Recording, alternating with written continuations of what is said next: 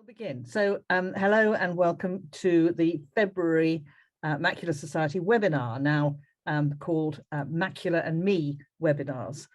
My name's Kathy Elf and I'm the Chief Executive of the Macular Society, and it's lovely to have so many people joining us this evening. As ever, we have some wonderful guests this evening. They'll be talking a little bit about themselves, and as usual, there'll be time for you to ask some questions. Or to make your own comments. So please use the chat function, which you will probably see at the foot of your screen, the chat function, to put in your comments or questions. And we'll come to them a bit later on in this webinar. Now, very, very distinguished guests who have graced these webinars from the start have all been experts in treating AMD or in researching aspects of AMD. They may have been immunologists or cell biologists or stem cell experts or gene therapy experts or health data experts, but all experts. Tonight, we have a different kind of expert. We always say at the Macular Society that the experts in living with AMD are, of course, the people who have it, the people who experience it every day as a whole person. Their insight, their understanding of AMD surpasses that of any scientist or healthcare professional, eye care professional. And we know from talking to so many people over so many years that hearing about the experiences of other people can be incredibly inspiring and encouraging. And it's amazing how much people can learn from each other when they share so generously their experiences. And so it is to patient experts that we turn today, and I am so very grateful to our three guests, Brian Naylor, Jane Johns, and Mary Gilchrist. Now, Brian was diagnosed with AMD in 2012. He received injections for several years, but his condition is no longer treatable. As well as running the Hammersmith Macular Society support group, Brian fulfills a large number of volunteer roles for us, speaking at events and sharing his experience as a patient with a variety of organisations. And he very generously gave up a whole day to come to our Eye Health Awareness Day at the Palace of Westminster with parliamentarians in the autumn of last year. Jane Johns was diagnosed with wet AMD in 2010, and she received 20 injections before she was told that her condition was no longer treatable. Jane runs the Kidderminster support group and says that she found her purpose by supporting others being diagnosed with AMD. She feels very strongly, and she'll tell you more about this, I'm sure, that people should be given more information about their condition when they are diagnosed, and after going through all the stages of grief as well when she was diagnosed. Mary Gilchrist was diagnosed with dry AMD also around 12 years ago at a routine sight test, and I'm sure that's an experience many of you will share. She coped with it very well for several years, but it was a bit of a blow when she had to give up her driving license. Mary is now involved in research trials to try to find a cure for future generations, including her own family, of course. So I'm going to ask each of our guests in turn to tell us a little of their story, and then we'll broaden out into some wider issues. Mary, can I come to you first? Thank you so much for joining us. Will you tell us a little bit about your story? Yep. I first heard about macula about 23 years ago when my mother was diagnosed with it. We weren't given any information at all about it, how it would affect her and how it would affect us. We were just expected to get on with it. And slowly I realized how her sight was failing. She couldn't watch a television. She couldn't eat her meals. We had to buy a special plate with color around the edge so she could see where her plate was. And really, I didn't appreciate how difficult life was for her until it happened to me. I was diagnosed about 12 years ago and everything went along fine. Life didn't change at all until 4 years ago when I went for a regular checkup on my eyes. The optician said, "I'm sorry, Mary, you can't drive the car anymore." Well, that was the end of my world. I came home in tears. My husband didn't know what to do. And we just sat down and talked about it and said, well, we'll just have to get on with it. But what annoyed me was the lack of information. No more information was forthcoming to me after 12 years to what was given to us when my mother had it. And we had to find out all of our information ourselves online. and Gordon found someone in Southampton who was doing trials, and that person led us to Sunderland Eye Infirmary, which is about 45 miles away from where I live. And I was met with Professor Steele, and I was put on the gyroscope tests where they inject proteins into my eye. That's still ongoing. I think it has another year to run. It hasn't improved my eyesight at all, but I wasn't expecting that. Why I'm doing this is because I want the people of the future, the younger generation, not to go through the trauma that me and my husband have to go through. It's very difficult to explain to people how it affects your lives. It's just small things. I've never been out for a walk by myself for 3 years because I'm frightened in case I trip. The curbs aren't level, I'm curbstones and things like that. So unfortunately, 24/7, I have to have my husband with me. Sometimes it gets a little tense, but really he's doing an excellent job. He never says no. Well, sometimes he does, but not very often. And he's my chauffeur. And it is difficult because now I find my sight in my left eye, which is my worst eye, is getting worse. And I can't see cyclists. And I see him overtaking, and I can feel myself tensing up. And I can't judge how distance is in cars. And I think he's too close, and he can see my hands tensing up and say, relax, relax, I'm fine. And it must be really difficult for him. But we get on, and at the minute, you know, I'm still being able, I make cards for my friends, birthday cards and things.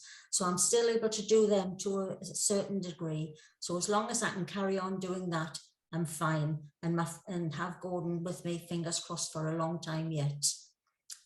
I hope Oh, bless.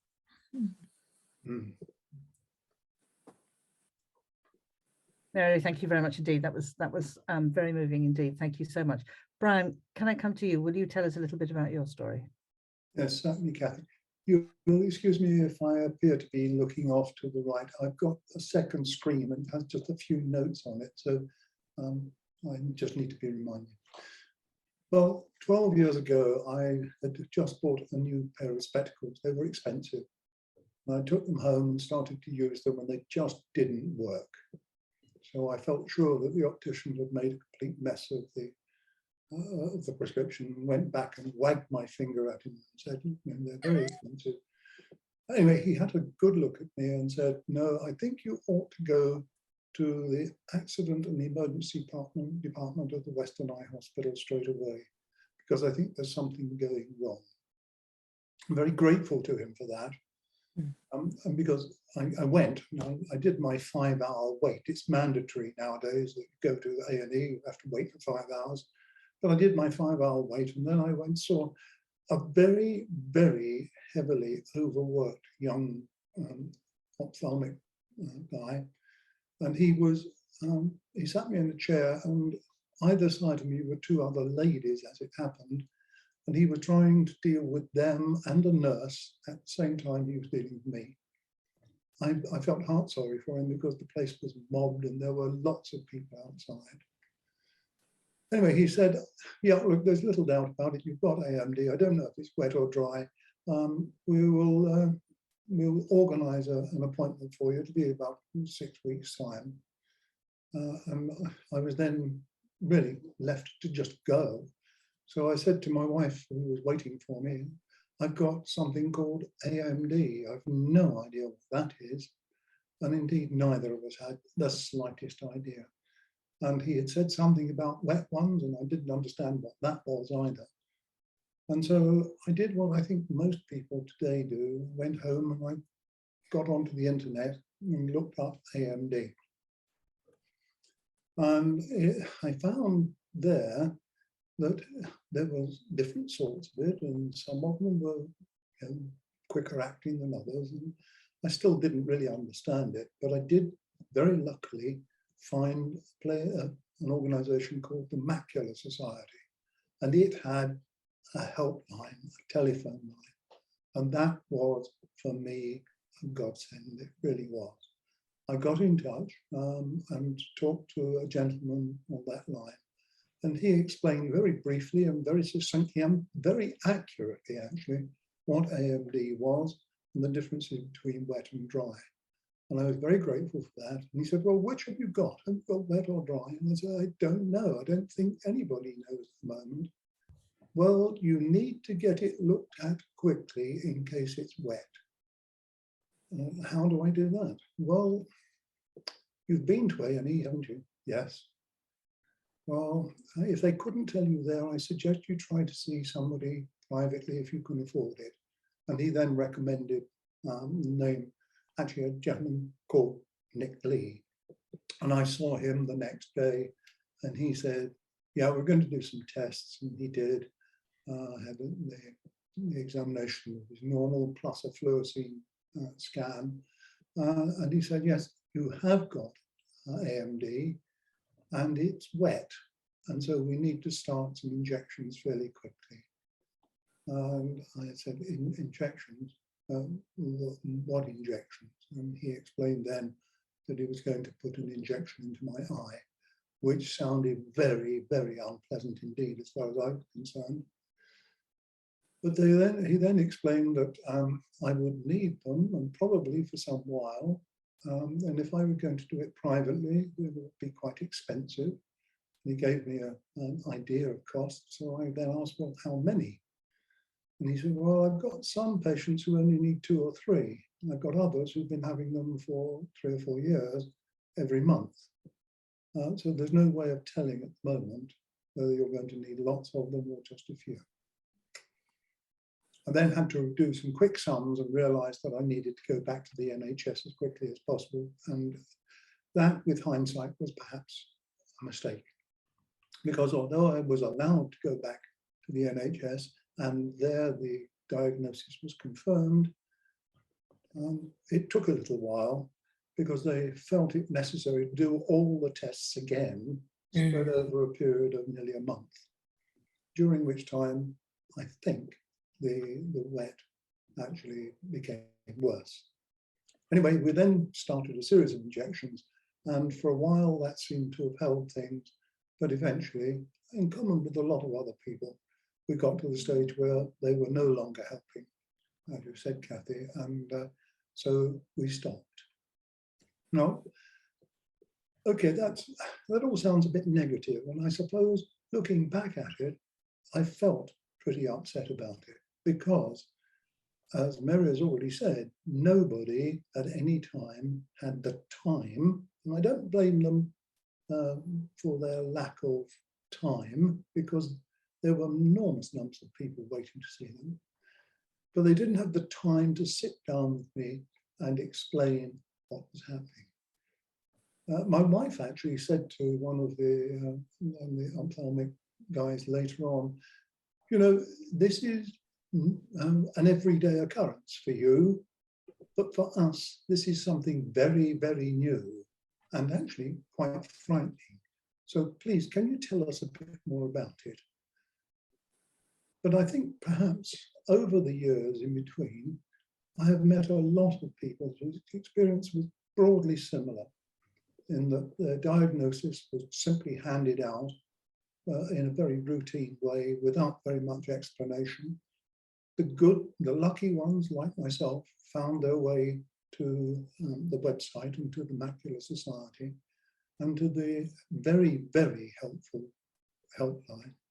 And I still think that was perhaps for me the biggest single help. And finally, just one other thing. I started the whole of this process. I was a naval aviator. My eyesight had been 20/20 for all of my life. I wasn't going to have eye problems. It just doesn't happen to men like me. And so, yeah, I don't think I'm any different from anybody else in that we all believe that it's not going to happen to us. And when it does, it is quite dramatic, not to say traumatic. And I think that we do need somehow to reduce the queues, to understand more the need for empathy amongst those who are clinicians in this area, and give them the support that they need to be able to do that job in the way that I believe they want to. Yeah. Brian, thank you very much indeed. That was very, very insightful. Thank you so much. Jane, will you tell us your story? Oh, yes. Before I was actually diagnosed, I visited the optician on a regular basis because short-sightedness, it runs in my children from my husband, my late husband. And so we'd always gone to the optician as a family. My son, who is my youngest child, is -9 both eyes. So he's very, very, very short-sighted, which is a predisposing thing to AMD. Anyway, that's another story. But I used to go to the optician on a regular basis, and I had discovered, because one of my great interests in life was really quite fine embroidery, and I'd noticed that I couldn't differentiate between the subtlety and the colours. And I went to the opticians, and my usual optician was not there. And I saw a very nice young man who was a locum, and he said, "Well, you've got changes." And I said, "What?" And I had not been told that I had what I now understand was dry macula. The optician chose not to tell me, I suppose, I don't know. So being very naive and not understanding that the best place to go is to another optician or whatever, I went and saw my GP and had a referral to the ophthalmic clinic, where I went to the general ophthalmic clinic, and the consultant there told me I'd got macular degeneration and I needed a further referral. I'd gone to this appointment on my own, and I left the hospital and walked down into town to meet my daughter, and I cried the whole of the way. How I didn't get run over, I will never know. And my daughter, "Oh, whatever's the matter?" And like the other two speakers, I went home and looked it up online, Dear Dr. Google. And the first thing I came across was Dear Peter Sallis, who is the voice of Wallace and Gromit, because he had AMD and he was in a film. And the first thing he said was about blindness. And I turned it off and was absolutely terrified because, again, like the other two, I hadn't been given any information. I used to be a health professional, and I have a daughter who is a health professional. She knew nothing about it, although it's not her specialty, and I certainly didn't. And so I found out for myself, and quite a bit of what I should do and how it worked and all that sort of thing. And every time I went for my injections, if I asked a question, "Oh yes," and I said, "I've been seeing strange things." "Oh, that's part of the disease." And of course, I discovered that it was Charles Bonnet syndrome. And if you don't know about it and it happens to you, it can be quite terrifying. Yeah, absolutely. And so over the years, I found out for myself. And then I saw, or my daughter saw an advert in the local paper to say that there was an open meeting of the Macular Society. And I went along and I met the wonderful Amanda Reed and got very involved. And on the principle that one volunteer is worth 10 pest men, I am now the leader of Kidderminster Support Group. And it is one of the best things that ever happened to me. As Kathy said at the beginning, I feel incredibly strongly about information and educating people. And I've talked at various conferences, and I did a webinar to 600 people at the College of Optometrists, which was very, very daunting. And I had a lovely phone call from my own optometrist the morning after to say, "I loved your kitchen and you were really good." And you'll be interested, I'm sure, and I'm really proud that our local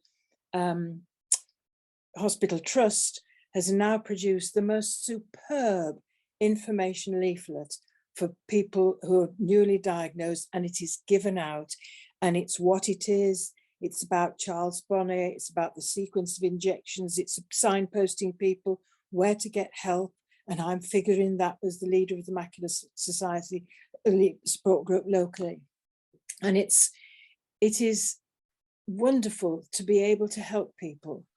And I hope and I know that the local group does.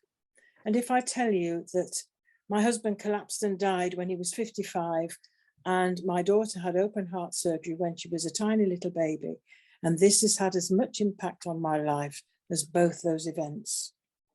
I get on with it. You don't have an option. I've learned lots of new skills. I've lost a few. I've met some wonderful people. I have terribly black days. I have a cat, but I don't kick the cat when I have a bad day. But I do have bad days. I've got a cane, a guiding cane, which is absolutely wonderful. And I do take myself off and I go on the train, and I can't recommend the passenger assistance service more highly. I've been to London, I've been to Cambridge, I've been up north from whence I come, and it's just wonderful.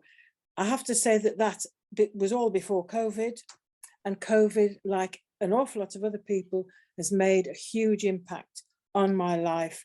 And I think I've lost a great deal of confidence because I haven't been able to maintain the things that I was doing before.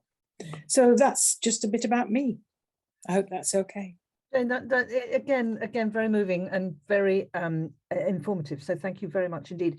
And I know when I introduced you that you talked to Felicity about the stages of grief, and I think I'd like to ask all of you about this process, because so many people, and I know that because people with AMD are very resilient people in the main, and they will talk about being, as you did, Brian, pretty upset. What they actually mean is what you did say later on, which was it was traumatizing. It was traumatizing.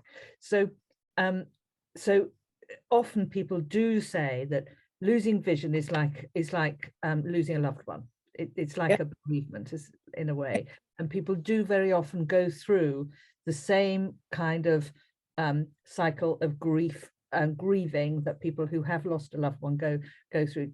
Can you tell me a bit more about what your experience of that specifically, Jane, was? Well, it is very much like a bereavement, because bereavement is not just about death, it's about loss. And the loss of your sight, and mine happened really quite quickly from being a sighted person to being registered severely sight impaired. It was quite a quick transition. And yes, you go through the anger, you go through the sadness, you go through the questioning, why me? What have I done to deserve this? And they're all very much part of the same grieving that you get from the death of a loved one. And I've experienced both. And the other thing and I'm ever so sorry, I'm terrible at names. My other lady companion referred to about driving. Yes, Mary, I went through that with driving because it took away from me the spontaneity of my life, because I live on my own with my cat and the cat can't drive. So I'm very dependent on some absolutely wonderful friends, an absolutely diabolical bus service and a train service. And I manage the public services. But so I went through it again when I had to give up driving, because it was my lifeline. I've got 8 grandchildren, 6 of whom live in Oxfordshire, and I was able to see them fairly regularly. And my younger grandchildren, I don't feel I know them as well as the older grandchildren, because I haven't had so much to do with them because of the fact that I can't drive. And like bereavement, you know, the death of a loved one, it comes back and bites you in the bum when you least expect it. And it can be a piece of music or something somebody says. And I think that sometimes some people say to you as a sight impaired person, some of the most ridiculous things, because they haven't got a clue what you're going through, and why should they have? And sometimes it's very easy to get quite bolshy. I remember I had got some yellow glasses, over glasses, and I was wearing them to a function, and a bloke whom I knew fairly well came up to me and said, "Hey, have you been on a welding course?" And I was so angry with him. I said, "No, I'm blind." And he just shut up and walked away. Sorry, I was just going to ask Brian and Mary whether they recognise these emotions, this grief cycle. Do you recognise that? Perhaps you escaped, I don't know. No, not at all. I think it's a commonplace to have to deal with it.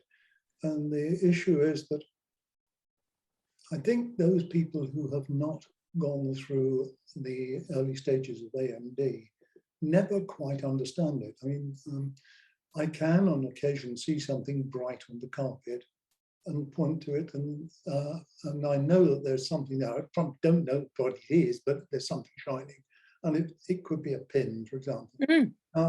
I say, look, there's something there. My wife picks it up and says, it's a pin. How the hell did you see that? And of course, I do see something. And it's the light shining on it. What's going on around me, but I am very limited to where I am and to remembering where things are in the house and in the streets around me. I'm facing at the moment a new experience for me.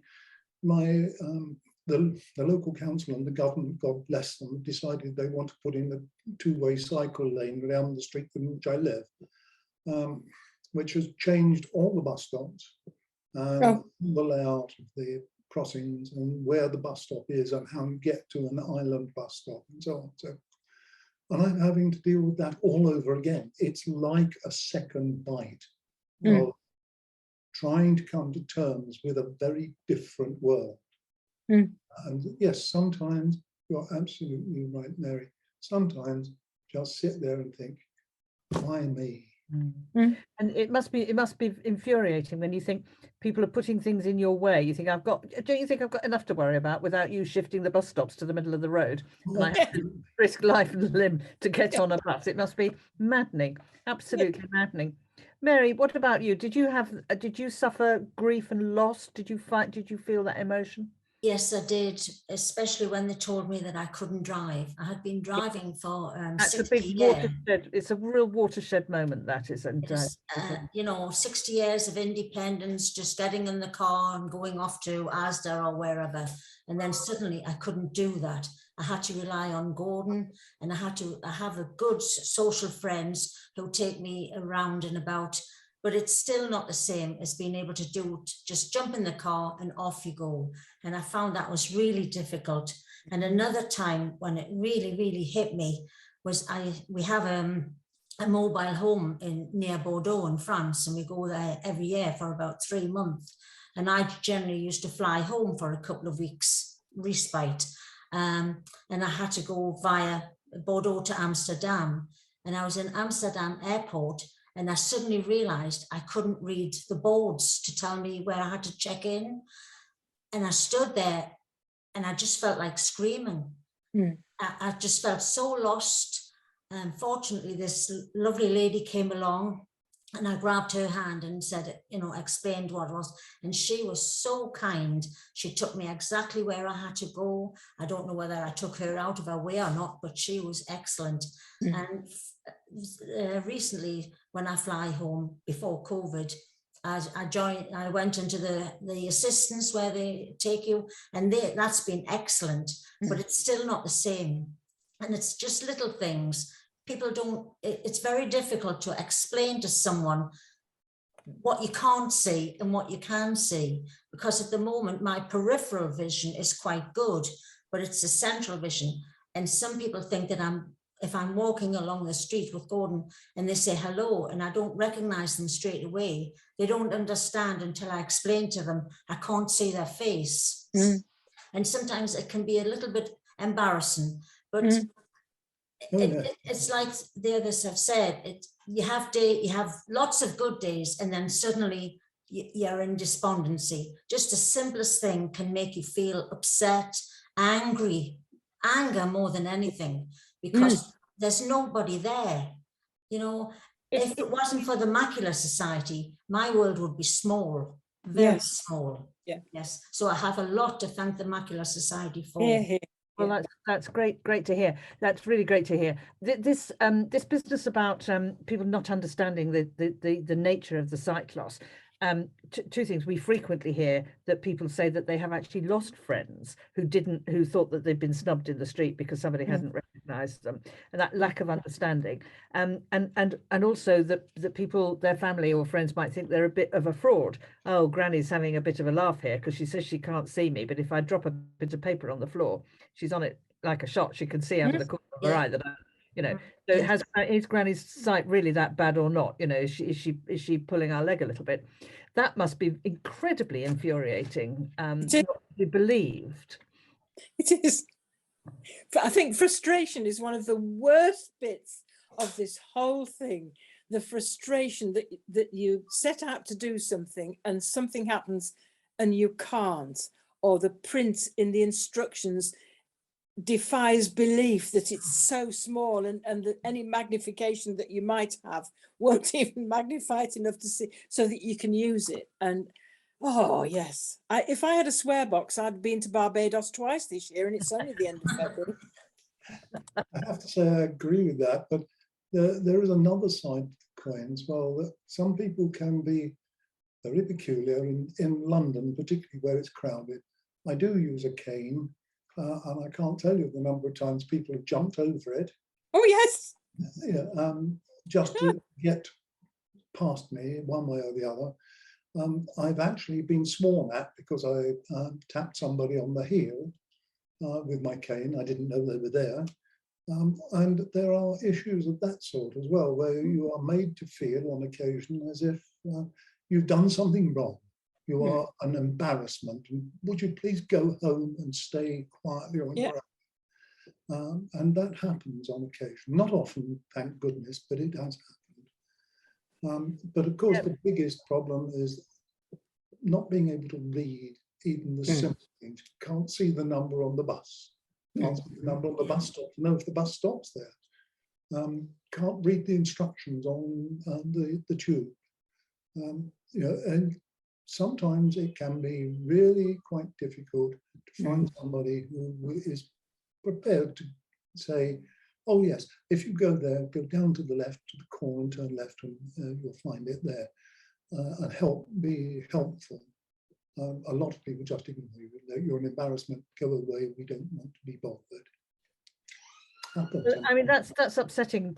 It must be very upsetting, and often we do say to people, don't shy away from holding a cane and carrying a cane, because even if it's a symbol cane, so just a short white cane not used for finding your way, not navigating, because it tells people that you have a visual problem, and it will make them more empathetic and sympathetic, and that's the idea, but it sometimes is not the case. It backfires, and that's very upsetting indeed, isn't it? Everybody, you've all three of you been really diagnosed within the same kind of time frame in the last sort of 12 years or so. One of our participants tonight is interested, Jane, in how long it was between your diagnosis to being registered with significant sight loss. How long for you? Everybody's different, but for you, how long did that? It was about 5 years, I think. Yes, yeah. Which is, it seems a long time, but it wasn't to me. And you talked about children, and I used to be a redhead, and the consultant that cared for me said that I'd really got very, very pale retina because I'm very, very fair. And he wondered if that was part of the reason why it had gone so quickly. And I have a red-headed son with very short sight, and a red-headed granddaughter his daughter with very short sight. So, I'm doing everything I can to educate people to realize what this is all about. And hopefully some of this research that Mary's involved with will make it better in the future, and the technology.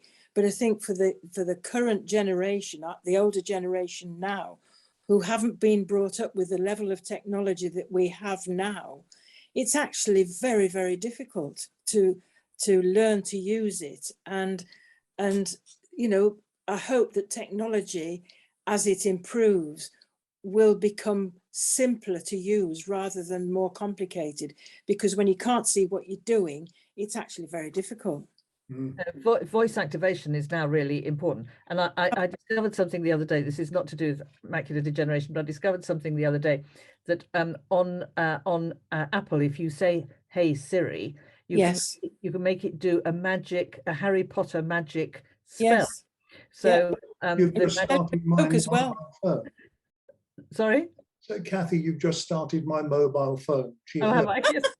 Well, if you say, "Hey, you know who," and then say Lumos, which is a Harry Potter spell for lighting a light at the end of your wand, it actually sets your torch off on your phone.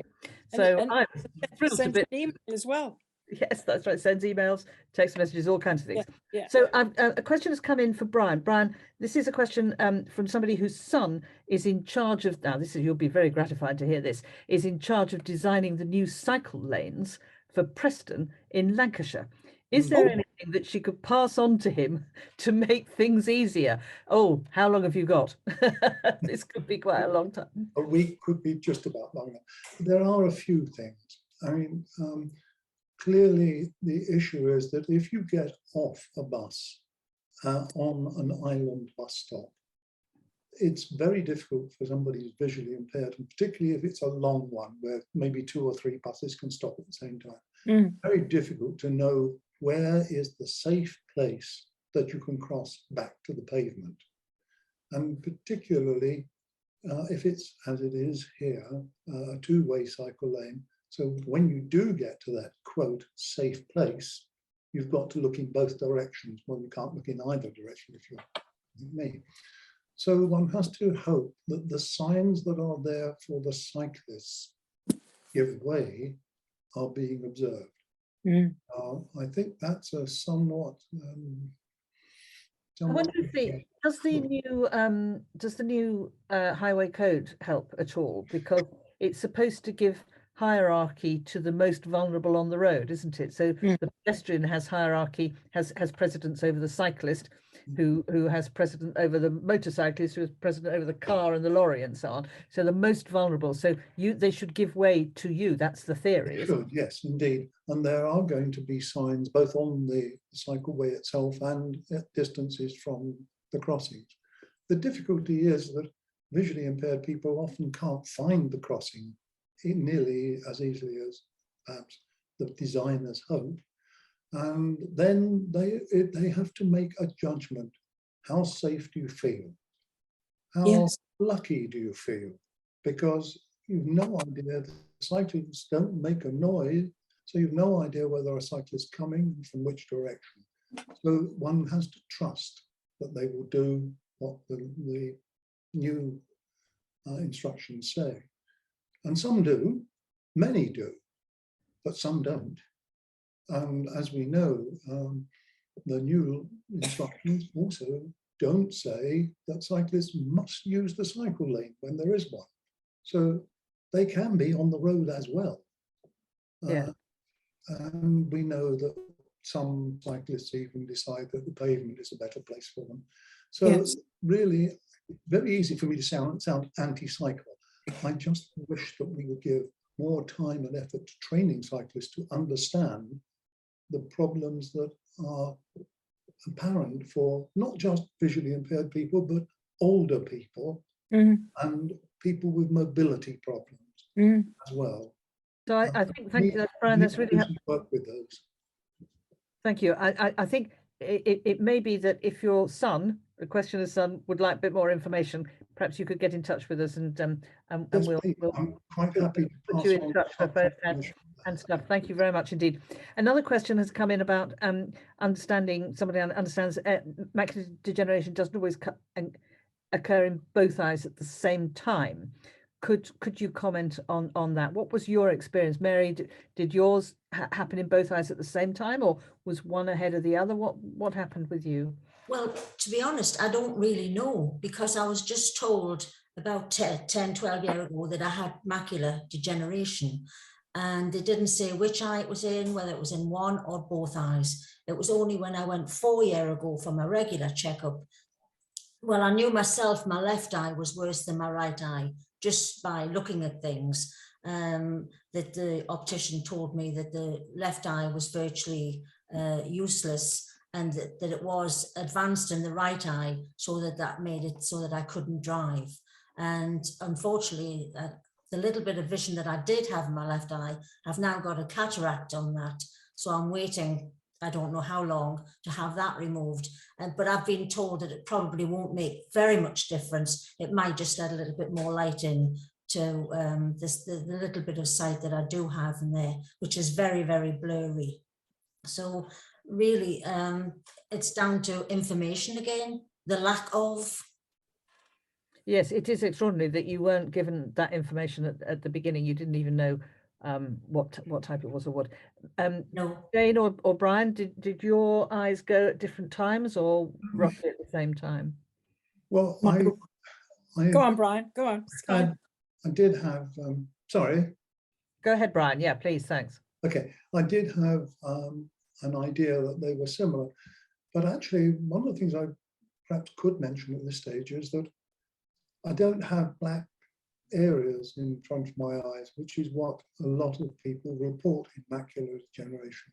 What I have is a blurry spot, which is filled in by my my peripheral vision. And what I see there is not necessarily what is there. And sometimes, for example, if I'm standing at a bus stop and looking up the road, the bus will suddenly appear because it's filled in the space in my peripheral vision, and the central vision shows me a blurry image of the bus. Now, I do find that I can change that by blinking and moving my head and so on, but it isn't always the same. And it's a bit of a problem, actually. And sometimes one eye seems to react, the peripheral vision seems to react better than others. I don't understand quite why, and I'm not sure it's terribly important anyway. But I think that a lot of people don't seem to realise that it's not a static condition. Yeah. Jane, were you going to add something to that? No, I was just going to say my right eye went first, and very shortly afterwards, my left eye went. But the skills for seeing, you know, is very, very useful. But it's surprising when somebody came to see me, Tony Selby came to see me about it. He said there was no point in me doing this because I'd already developed the skills that anyway. And I think that a lot of people do already develop skills with their peripheral vision that they don't actually know that they've got until something happens, or they've got to concentrate on it. Because with like the others, you can look at something 1 minute and well, that's fine, but then you look the other way and you can't see a thing. It's really very strange. And things like tiredness or stress and all those sort of things affect it as well. When you refer to skills for seeing, this is part of a training coaching program that we have to help people use their remaining vision more effectively. And one of the techniques is called, excuse me, is called eccentric fixation or eccentric viewing. And this does not mean that you are an eccentric person. It means it's not central, it's eccentric, so not central. And it's coaching people to use their remaining peripheral vision a little bit more effectively. And very often when you are talking to people with macular degeneration, or you have it yourself, you find yourself looking past the thing that you're looking at, because you're used to this other little bit of vision, which is now more effective than your straight ahead vision. And then people think you're ignoring them. That's right. Yes, that's right. And you're quite right that many people will develop this skill instinctively without being coached, but we offer some coaching to help people speed that process really, or sometimes help them find a better bit of vision than the one that they've found instructively by themselves. So it's eccentric viewing, which is not an insult to your to the individual at all. So there's one question that's come in here, and I'll just try and perhaps is dry AMD worse than wet AMD, and will dry develop into complete sight loss? So let's just say no AMD causes complete sight loss. It affects the macula, not the wider peripheral vision. So you only ever lose the bit in the middle, only I say, but it never develops into complete sight loss. So is dry worse than wet? So I don't know, what would you say? Dry AMD tends to develop more slowly, and it could take many years before you have very significant vision loss, but there is currently no treatment for dry AMD at all. Wet AMD can be treated, it can be slowed down if it's caught early enough, and it sounds like yours was not caught early enough. You were quite late diagnosed, I think, probably. But it is, if it's not treated quickly, and in some people the treatment doesn't work, it is much more aggressive and faster acting than dry. So it's slightly Hobson's choice here. You don't want either of them, and it's it's a bit difficult to say which is worse. For some people, particularly older people, if they have dry AMD, actually their sight may never in their lifetime be very severely affected, because it moves in some people very slowly. But of course, if it comes earlier, or you live a very long time, then actually it will be unstoppable. So that's the two problems with it. So somebody mentioned these hallucinations, this Charles Bonnet syndrome, and I wanted to talk a bit more about that, because lots of people, as you pointed out, simply don't know that this happens. So these are visual hallucinations. They're silent hallucinations that happen because the information that is being passed from down the optic nerve from the eye, where the eye is damaged, the signals that going to the brain, the visual cortex in the back of the brain, are reduced. And in some people, this causes a paradoxical response of the brain, which begins to fire off in all kinds of different messages, creating these sometimes very weird and very florid, complex visual hallucinations. Very frightening. So what sort of things have you experienced, Jane? Well, I'll tell you about a lady who came, unfortunately, she's now died, but she came to the Macular Support Group. Her name was Joan, and she was just super, very fashionable and loved to dress nicely. And she and her husband, who was well into his 90s, had a Chinese takeaway. And he dished up hers onto her plate and put it in front of her. And she said, "Take it away." And it was crawling with ants. Right. And it wasn't, but that's what she could see. And I've had several, the worst incidents I've had is I was away from home staying with some friends, and I got up in the night to go to the loo, and I put the light on, and it was like a bloodbath in this small bathroom, and it was red everywhere. And had I not known that it was Charles Bonnet, I would probably have screamed the place down, because it just looked as though a massacre had taken place in this bathroom. And it was horrible. And I've had people standing by the bed, and you think, gosh, what was that? And sometimes it lasts a long time, but usually by moving your head, as Brian said, on blinking a lot, happens first thing in the morning mostly. And I still get it, in spite of the fact that the deterioration is still slow, but it's still deteriorating, and I still get them. And, you know, I've had a bloke in Georgian costume standing by the side of my bed, which is a bit peculiar. But the worst one was this sort of bloodbath thing. And you know, when I first mentioned it at the hospital, oh, it's just part of the condition. And I'm so glad that this lady came, and everybody that comes to the Kidderminster Macular Support Group gets told about Charles Bonnet, more or less, as soon as they walk through the door. Brian, you've experienced this too. No, I haven't had, well, I think I saw my first butterfly, but no, I think much more importantly, one of the ladies who was part of my peer group didn't know anything about it and was new to AMD. But she did report to me on one day that she was really very, very worried, because she thought that she was becoming demented. Yes. Because every time she went to bed and closed her eyes, these terrible things happened, and there were dogs in the room, and there were sharks, and they all had big teeth, and so she was very reluctant to go to bed. And when she did go to bed, she was reluctant to close her eyes. Nobody at all had ever mentioned Charles Bonnet to her, and it was really becoming for her a very serious problem. But fortunately, in the group, we had somebody who knew a little about it and was able to tell her what it was.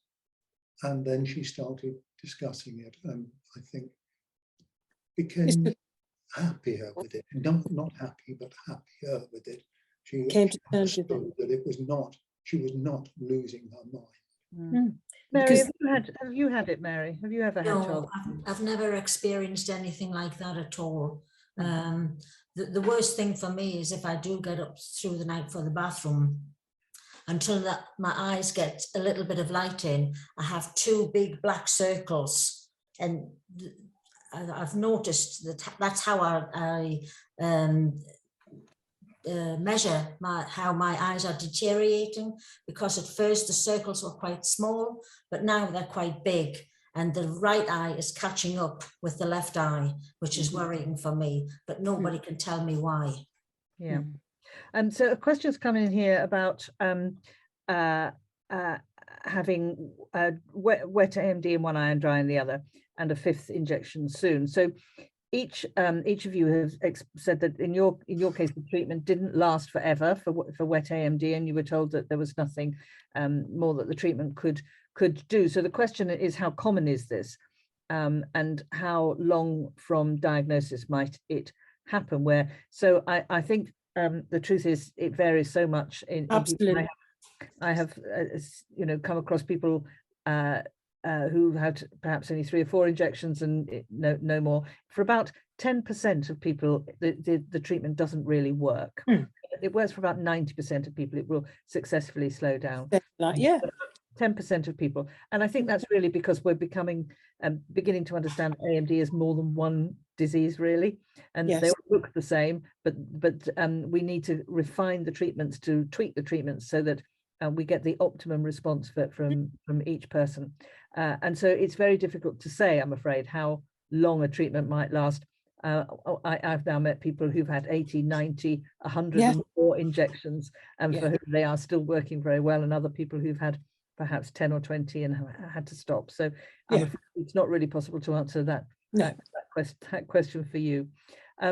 We're coming near to the end, so I just wanted to ask you whether there are any positives that had come out of your AMD experience. Is there anything that you've really benefited from? You think, well, that wouldn't have happened if I hadn't had AMD, and what your top tip is for people who are listening to this today and who may be feeling worried and frightened and concerned about the future for themselves. So Mary, let me start with you. Is there any silver lining in this experience at all that you could point to, and what would be your top tip? Well, I think you find out who your friends are, because I have some fantastic friends now. Some girls that I used to work with, they call me Granny. I used to be a nursery nurse, and they were just students when I was training them, and they still take me out. We go out once a month, and they come and seek me and bring me home and things like that. So you do find out people who are very, very kind and understanding. And then you find out the people who just say, well, as they were saying, oh, she's pulling tricks.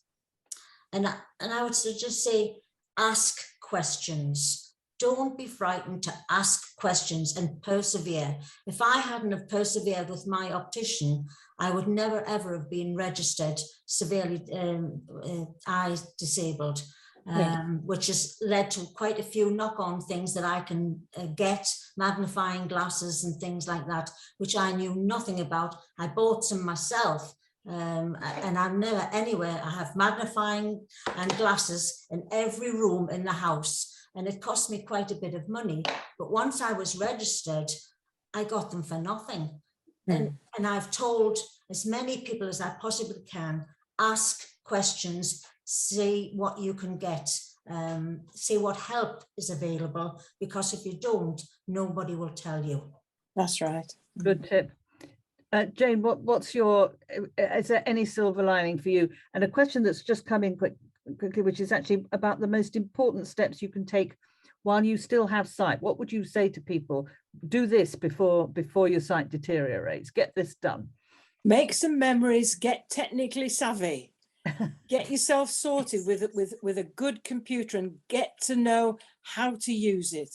Make some memories. Develop your sense of humor, because it's absolutely vital that you keep your sense of humor, because, you know, yeah, it can be very difficult, but keeping your sense of humor, and I agree totally with Mary, but get technically savvy and look at your lighting. Oh, lighting, very important to have good lighting in your home. Absolutely. Brian, what about any silver lining for you, and what are your top tips? Yeah, I think there are a number of silver linings. I've met some really superb people and made a lot of new friends, and that's been great. Top tips. Well, the first one I would say is it takes a while to recognize it, but AMD is life-changing, but it's not life-threatening. You still have a life after AMD, and it's up to you to make the most of it you can. So stay positive. Yeah. I think that joining with other people who have had your experience is often immensely helpful. So join a peer group. Definitely join the Macular Society, because you know, the pluses of belonging to the society are just almost all embracing. Develop new skills. Concentrate on what you can do, rather than sitting worrying about the things that you used to be able to do.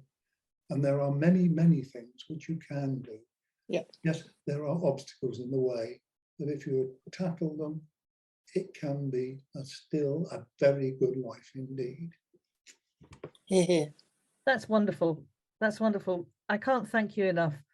Mary and Brian and Jane, you've been wonderful, wonderful expert guests tonight. Thank you all very, very much indeed. I'm sorry we've absolutely run out of time, but thank you to everybody who joined us this evening as well. Now, if you have a lot of questions, and you may well have more questions at the end of this session than you had at the beginning, having heard our speakers talk about their experiences. And if you want to find out a bit more, and you'd like to talk to somebody about anything that you've heard tonight, or any of your own questions that you have, our advice and information line is open 9 to 5, Monday to Friday. That number is 0300 30 30 111. I will give that number again in a moment. So if you want to grab a pen, that would be great. If you would like to tell us about your story, we are always very keen to hear and learn from you too. So if you would like to tell us about your story, please email stories@macularsociety.org, stories@macularsociety.org, and we'd be very interested to hear about your experiences too. Thank you again to our guests, Brian and Mary and Jane. Thank you so very much indeed for joining us. Thanks for having us. Next month, my guest is a consultant vitreoretinal surgeon from Moorfields Eye Hospital, Mahi Mukit. Now, he is engaged in a trial of a revolutionary new eye implant that connects an implant to a camera on a pair of spectacles that may be proved to be a technological way to improve vision in people with AMD. It's a new trial that's just started, and Mahi will be here to tell us all about it at the March Macular and Me session at the usual time, 7 to 8 o'clock. This evening's session has been recorded and will be on our website in a few days' time. So if you'd like to see it again, or you know somebody who you think would benefit from seeing, please do tell them to go to our website, where you can find out about all our virtual clinics and our Macular and Me sessions. Thank you, everybody, for tonight's session. It's been a wonderful evening, and it's so good to have you. Thank you very much. Till next time. Thanks, everybody. Thank you. Bye-bye. Thank you.